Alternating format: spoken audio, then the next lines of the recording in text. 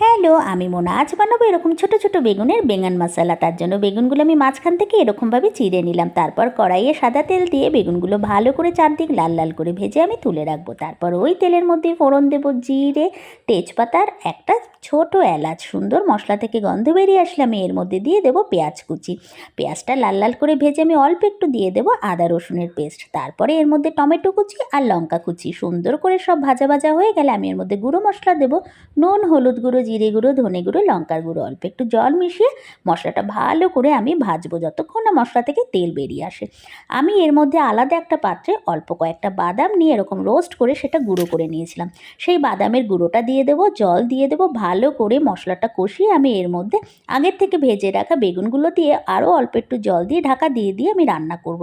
নামানোর আগে দিয়ে দেবো ফ্রেশ ধনেপাতা কুচি আর গরম মশলা। তোমরাও বানিয়ে খেয়ে দেখো বন্ধুরা। টাটা।